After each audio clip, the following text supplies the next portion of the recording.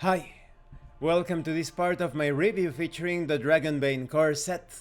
If you haven't seen the other parts of my review featuring this tabletop RPG of Mirth and Mayhem, please check out the playlist in the description below.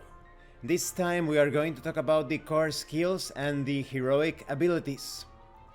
When it comes to the core skills, there are a couple of important nuances. Non-player characters use skills in the same way as player characters. The Game Master rolls dice for them, but only for actions that affect a player character directly. Non-player character stat blocks don't list all skills. When rolling for a non-player character against an unlisted skill, the Game Master uses a default skill level of 5. Concerning the schools of magic, there are different schools of magic, and each school is a separate secondary skill. Concerning the core skills themselves, they are pretty self-explanatory, but I will give you more details on a few of them. You have things such as acrobatics, awareness, bartering, beast lore. This is about the knowledge of beasts, of course, recognizing their habits, abilities, and weaknesses. We have bluffing, bushcraft, crafting, evade. Roll for this skill when trying to dodge an attack or flee from combat. There is healing, hunting and fishing, languages, myths and legends. When trying to remember stories of old times or distant lands, or trying to understand links to the past, roll for this skill. Persuasion, seamanship, sleight of hand. So, very easy to understand, very clear when it comes to the things that you can do with the skills. There is also the weapon skills category. This could be considered a grouping of sub-skills, with areas of expertise covering axes, bows, brawling, crossbows, hammers, knives, etc. Let's talk about heroic abilities. Some heroic abilities require a minimum skill level to be learned. Some cost willpower points to activate. Others do not unless stated otherwise. With a few exceptions, it is possible to combine multiple abilities in the same action. For example, Assassin and Dragon Slayer. But you must pay the willpower points cost for each ability you wish to use. Let's talk about some of them. You have Assassin. Your sneak attack deals an extra d8 of damage.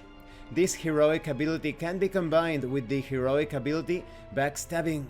You activate this ability after you roll to hit, but before you roll for damage. Let's talk about Backstabbing to see the combination. You can activate this ability when making a melee attack against an enemy that is also within 2 meters of another player character. Your attack then counts as a sneak attack, which means it cannot be dodged or parried. You get a boon to the roll, and the number of dice rolled for the damage is increased by 1, for example 2d8 instead of d8. This ability can only be used with a subtle weapon. Activating this ability does not count as an action. It's important to notice that in this role-playing game, heroic abilities are quite rare. You only obtain them when you reach the maximum of a particular stat. You also have things such as Berserker, Cat-like, Companion. You can activate this ability to turn an animal, not a monster, into your companion. There is also Deflect Arrow, Disguise, Double Slash. When wielding a slashing weapon, you can attack 2 enemies within 2 meters with a single slash. You also have Dual Wield. This heroic ability can only be used if you wield a one-handed weapon in each hand, of course. The strength requirement of the weapon in your offhand, you decide if it is right or left, increases by 3. You activate the ability on your turn in combat and can then perform an extra attack with your second weapon. The second attack is done with a Bane. You decide in which order to use your 2 weapons. And it can even be combined with Double Slash, imagine that. There is also Eagle Eye, Guardian. You do not hesitate to take a hit to protect your friends. There is also Insight. If you talk a while with another person, you can roll awareness to determine whether that person is telling the truth. You cannot tell exactly what a person is lying about. You have Lightning Fast. When drawing an initiative card at the start of a combat round, you may draw 2 cards instead of 1 and choose which one you want. You can only activate this heroic ability once per round. You also have Master Chef, Pathfinder, Quartermaster, Throwing Arm, Twin Shot. There are so many of them for you to customize your character. Thank you for watching this part of the review. In the next part we are going to talk about combat and damage. When it comes to skills, you can easily adjudicate any task or action according to the situation. Heroic abilities allow for some pretty devastating combinations. But because heroic abilities are so rare, perhaps you shouldn't create your character with that in mind constantly.